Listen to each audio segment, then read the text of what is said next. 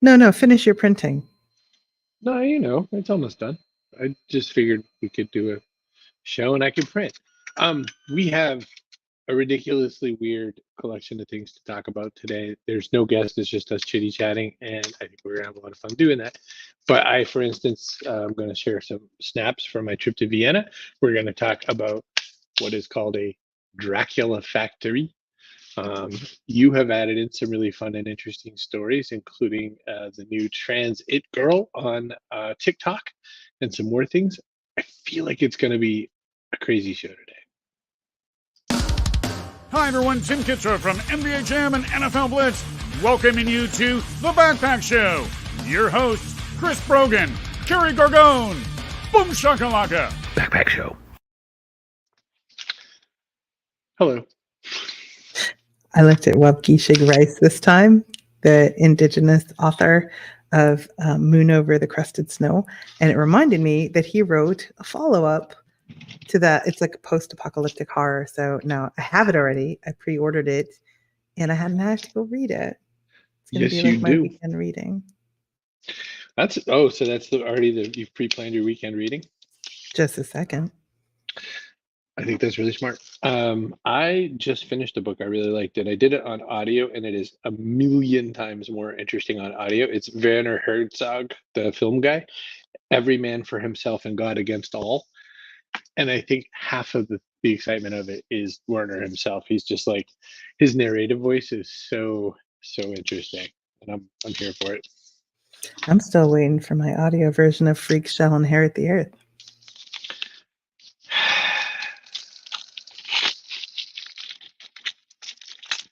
I don't want any of the listening audience to hear the thoughts I'm thinking or the words I'm thinking in my head right now, but yeah. All right. Hey, I went to Vienna a couple days ago.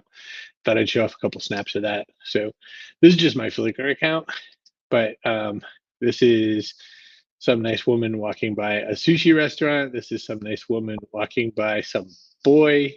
This is some nice man. This is some woman waiting for to get on a train kind of a thing, tram. Someone was thirsty. You hush.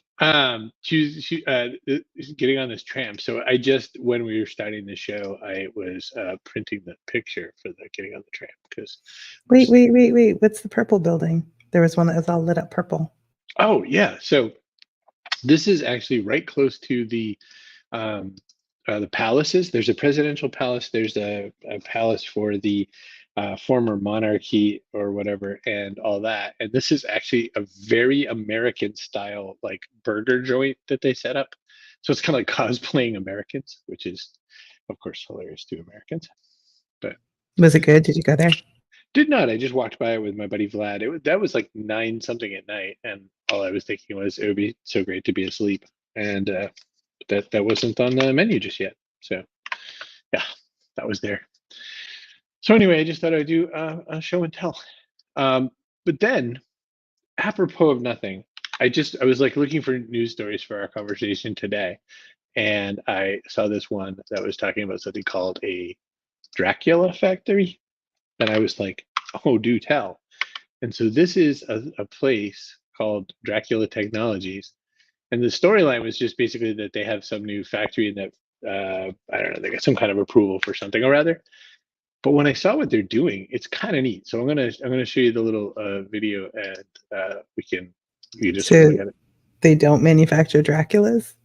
I'm not telling you. Watch this. My name is Lowlight, and for too long I've been undervalued. The world always told me I was not enough. Not enough power to make people see, too invasive to make people sleep. I really struggled to find my place in the world. Until I met Layer. Layer saw my potential. That's how I realized I was born to give energy to low-power devices.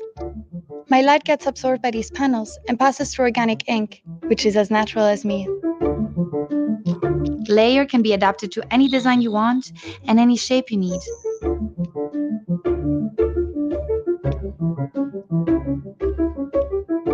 You can power a wide range of devices, such as sensors, infrared cameras, thermometers, and remote controls.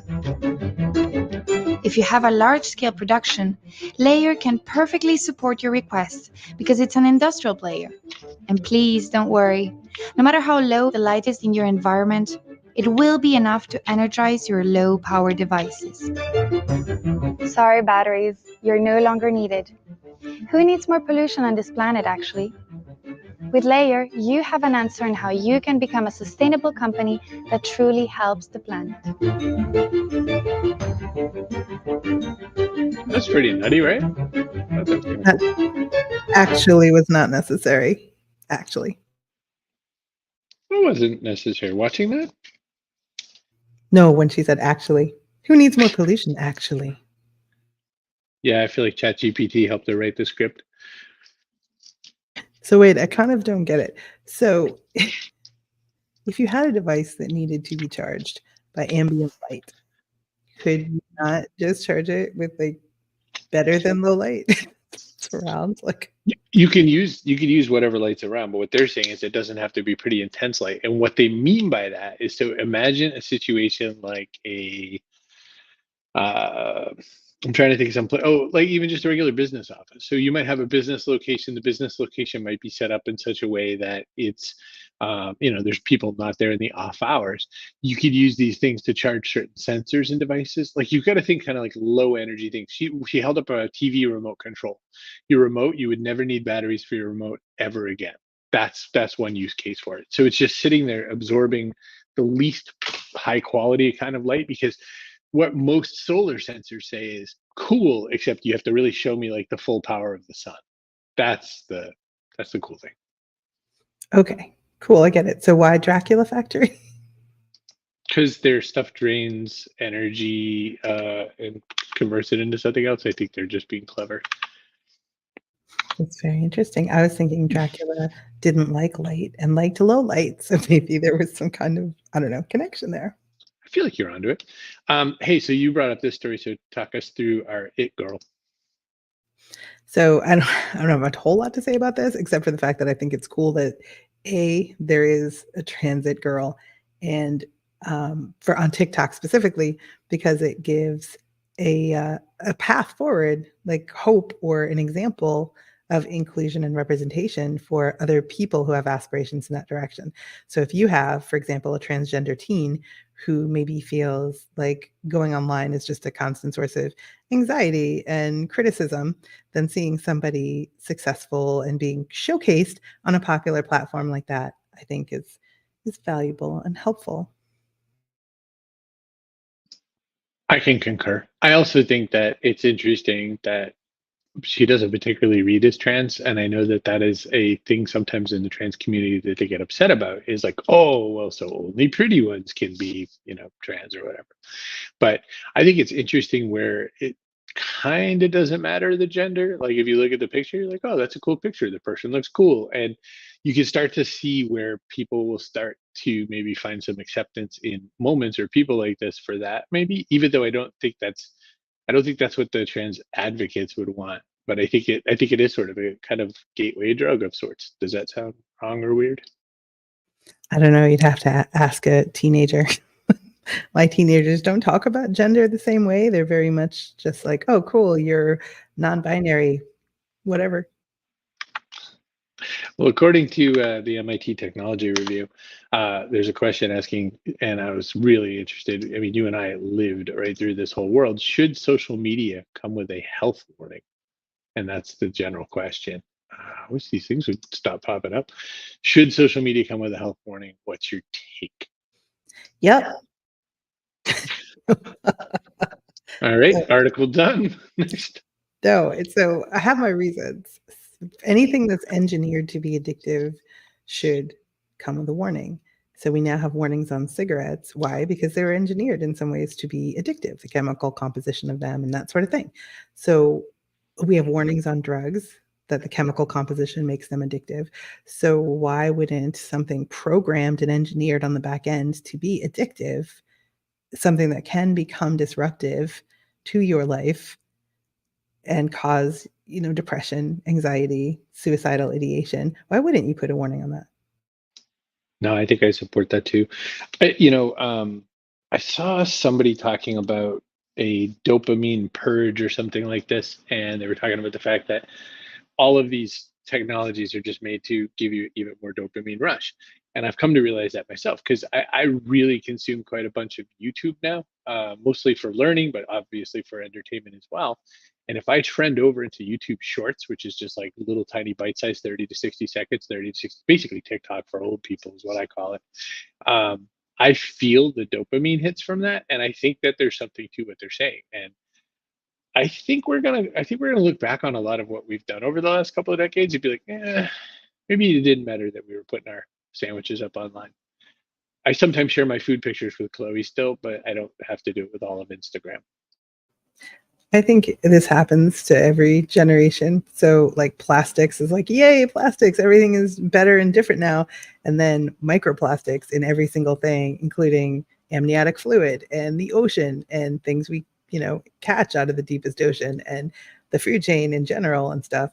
So, I think you can't foresee the consequences of all your advancements and changes. So, it's to be expected to a point, but I do think we have a whole generation of people who are going to be socially and emotionally and psychologically different because of social media. And even if you were right now to just switch it off, like, and not have it anymore, those changes would affect the next generation and the generation after that. Well, along the lines of things that we were saying, maybe we should or shouldn't be consuming. It turns out there's gay food now. This is your article, but you shared that there's some foods that make us gay, according to They eater.com. do not make you gay. The idea is, okay, so for historical context, there is a fear among some people that food can influence your sexual orientation, which is, if you'll pardon the pun, bananas, I think, but it has pretty deep historical roots. Like, it's not that different from if you wear certain colors, listen to certain music, there's a stereotype. So I guess there's some concern that if you eat ice cream or soy, that people will imply that you are gay or sometimes just say it. So it is, of course, ridiculous. But the article says that these fears come from like a colonial belief, basically, that eating certain things can change your personality, change how, like, your nature, I guess. And from there, you can extrapolate that there were broader kind of societal concerns about purity and control. So they would try to get you to eat or not eat certain things because otherwise you would turn out to be gay or in some other way, other.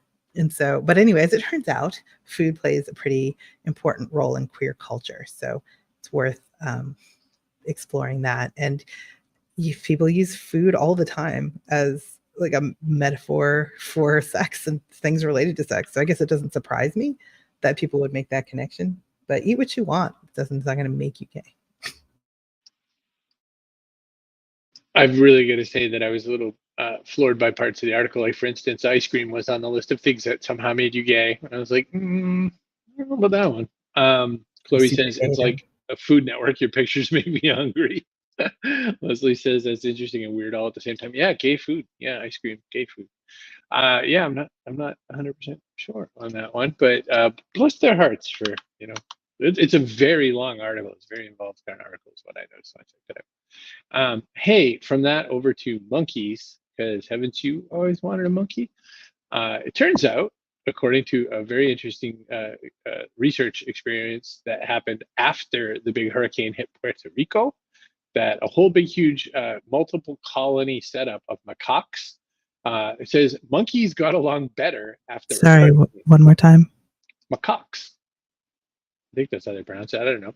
Do you like macaque? Speaking of gay food, ran into monkeys.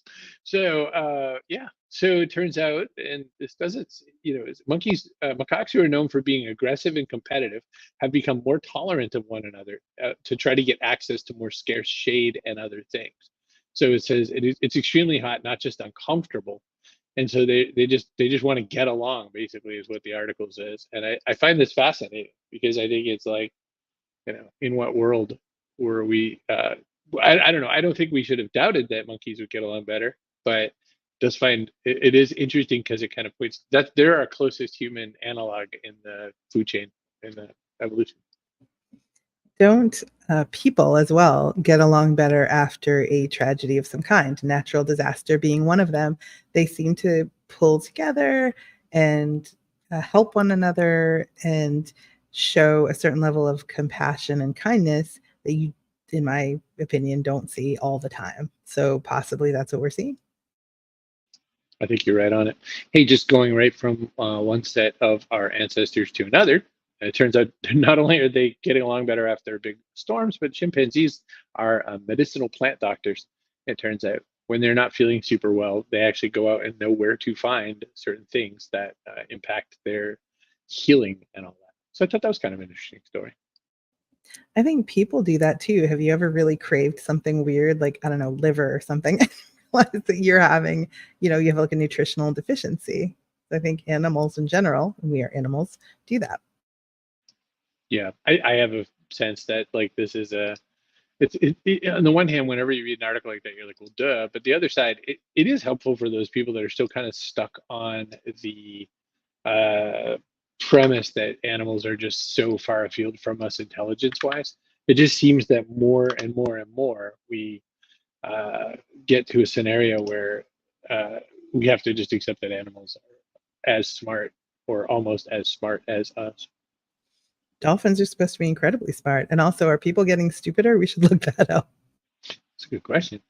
Just for the record, though, I've never seen Panda Bear solve a Rubik's Cube.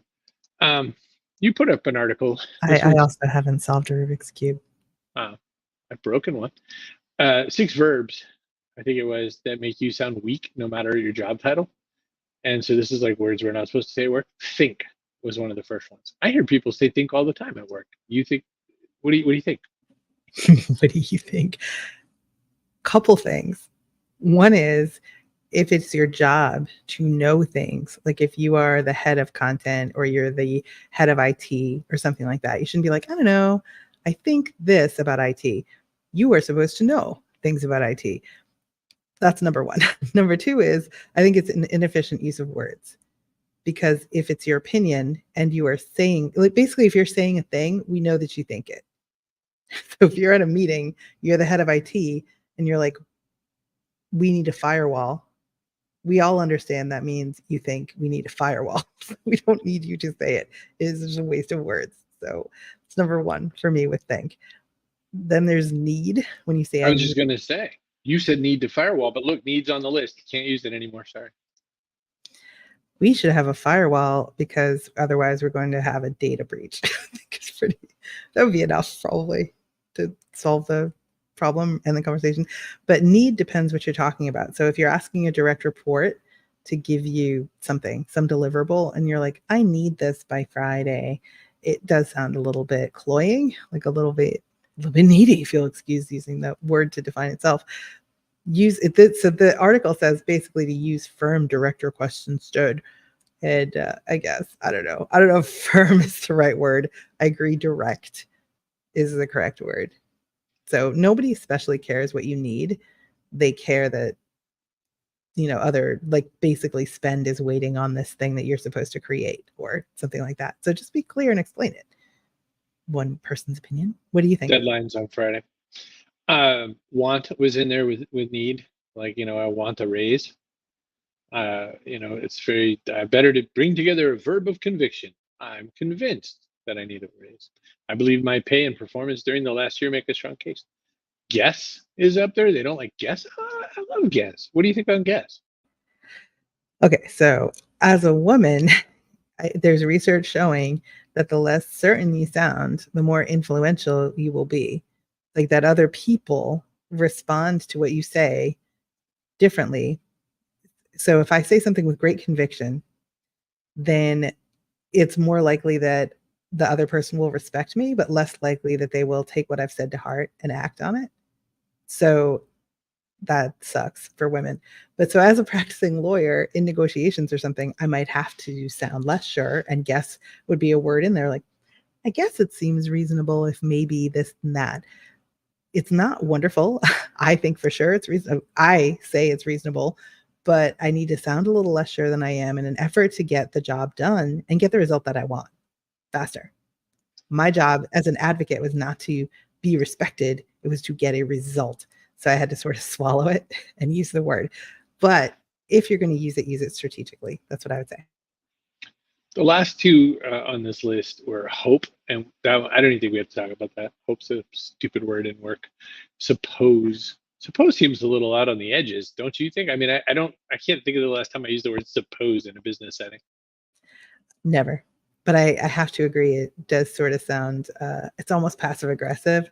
Like, I suppose, like you don't care, but you have to say something. So you say that. Then I have used it in a business setting. Because I'm pretty sure I've been like, oh, what do you think? Should we go in this direction? I suppose. I definitely have used it in that sense. You'd probably just say whatever. Yeah, that's kind of true. This next thing is really just an ad because I really like these and I wanted you to see them. I bought it's not what's in my ears right now, but I bought these earbuds because I saw them on sale for like $20. Now they're back up to $25, but they're this brand called Soundcore by Anchor. And they're like $20-ish earbuds that compete with the $100-something Apple earbuds or whatever. And I just thought they were really cool. So if you go to cbrogan.net/ears, you can pick some up if you want them. Like I said, it's like an ad, but I just thought they were kind of cool. You use your things, but you tend to wear your little airplane helmet headset, right? Don't make fun of me. I like the over the ear because it's noise canceling and it's more comfortable. So I have earrings on. I don't know if you can see them. And so the right headphone covers my whole ear and doesn't mess with my earrings and blocks noise out because some people are very noisy. I don't know who you mean. This even comes with powerful bass with bass up. I don't think I have that turned on mine, I guess. I don't know. There's some kind of app I just realized when I was clicking through these little graphics. So maybe I need to turn on the very special Soundcore by Anchor app. So anyway, yeah, cbrogan.net/ears. Something. What else are you trying now that you like? It's a good question. I don't know. Should they come to mind? What are you trying to do? Like, that was mine. What do you got? Oh my gosh, hold on. Let me look at my Amazon real quick because I've ordered a bunch of stuff lately. So recently, having resettled part of my family to Massachusetts, we were living separately just because the legislation in Tennessee was not good for my oldest, who's transgender. Now we're all back together, and so it's caused sort of a resettling of us in the space. Some stuff stayed, some stuff went. We've had a couple of like provisional sort of solutions. But one of the things that I've got is I got a big shelf.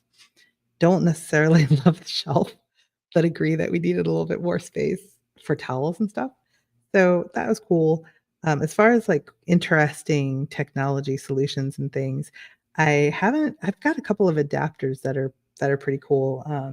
I went looking for one that had power in it because I wanted to power more displays. And I went looking for one that had more ports. If you use a Mac, which I do, it has very few ports to the point where it is disappointing. If you have an MacBook Air has 2, which is just obscene and ridiculous. That doesn't have more. So a port is necessary. I have a Pergo, and I can't find the other one. I have another one that has power in it. So I have like a port in a port. I've been developing a very elaborate solution for my laptop situation over here. Yes, you have. So in regards to things, by the way, this is quasi-interesting, but I support this concept. President Biden is going to ban sales of Kaspersky antivirus, which is a Russian-created antivirus, because get this, they might have ties to Russia. So they were like, it just dawned on us that maybe we don't want a Russian-based antivirus company to run our virus protection, because maybe they'll just open the gates one day and it'll be funny. Related to this, they're also really working hard to ban DJI drones, which DJI drones are like the most popular drone brand in America for sure. And they're saying the same thing, like these are sending info right back to China. What the hell's wrong with you? So I just find it interesting. What's your take on it? Yep, sounds fair. I don't know why you would think otherwise. Of course they're going to look. And that's no different, though, from any U.S. thing where we're like, Oh, yeah, we totally don't use your data for stuff that we shouldn't use it for. They do. They always do. Whether you find out is another question. But yes, I have to concur. I just sent you a link for something actually I discovered that is an actual cool product. I do not have an affiliate link. I don't care about that. It's just a fun solution for people who live in small spaces. Mm-hmm. The only challenge is that I don't have our chat software on this device. I just realized. So Well, I'll try. I'll see if I can open it. you So pull it up. it is a collapsible. Well, I gotta find like Amazon on here. I use the Amazon app, but it's a collapsible laundry basket. So if you live in a small space and you need to carry your laundry from one place to another, but you also don't want to have a big laundry basket taking up space in your small closet, it collapses. It's really cool. I'll look for the link if you want to tell me what you've done because you live in a small space. So what are some of your solutions? Not that. I have a little red wagon, but I'm not. I don't know any of these things. I'm not that smart. So I'm just going to show you another article I had, which was that McDonald's is going to look at offering $5 meals because it turns out that nobody wanted to pay $15 to $20 for McDonald's meals. So their sales started plummeting through the roof, and people said, "Well, if I'm going to pay that much, I might as well go to like Applebee's or something." And so McDonald's went, "Oh, oops, we've made a mistake here, so we're going to do $5 meals." So I found that quasi funny, but also like. And by the way, if you're sitting here like, I don't eat McDonald's, you eat McDonald's, but you eat it a lot less at $14 to $20 than you did before. So I feel like, it's clear that inflation, at least in the States, is a horrible mess right now. And McDonald's finally had to bow a little bit to that. Okay, so did you find your laundry basket you want to show us? I did, but first of all, plummet through the roof. Did I say plummet through the roof? Yeah. Did. I need sleep. We need to end the show, but show off your laundry basket. Okay, 1 second. While she's doing that right now, I will sing a song. Oh, you know what I rewatched on the airplane ride back was I rewatched Weird, the Al Yankovic story, which is he made a movie about himself starring Daniel Radcliffe, which is super hilarious because it's a takeoff on and making fun of those things like Bohemian Rhapsody and Rocket Man and all that, where they really like shine up the way the person shows up in the world, and it's all the way through parody of what it was to become Weird Al. All right, so that looks like a cat litter box first thing, Kerry. So talk us through. Shut up. It's a laundry basket. See, so you can squish it or you can stretch it out. And when you stretch it out, it's a perfectly reasonable size laundry basket. I think it's cool. So this size, it fits right next to the washing machine in the little like washing machine alcove. I can just pull it out, expand it, put my laundry in it, and it works perfectly. So don't make fun of my silly innovations. No, listen, I think it's a great litter box / laundry basket, and I think that it looks to me like something that could be big. But of course, we have a slightly different configuration because your laundry is right in your unit, and mine is I have to go down a hallway, get to an elevator, go down 3 floors, go down another set of hallways, and then put it in. Thus, a little red wagon. I would use a little red wagon just for fun. Everyone who lives in this building who has known about the wagon for 18 plus years always smiles when I bring it up because they're like, it's a 50-something-year-old dude pulling a little red wagon like a kid. Well, this was an episode. We can do a couple things and get out of here. I got to do some stuff. Oh, and here's our person of the day. Kaboom! I mean, let's share it. It's Chloe and Leslie because it's the only set of comments we got because no one cared because whatever, it was boring. I don't know. It was something. Will you stop it? People are watching right now and you're like, well, they don't care.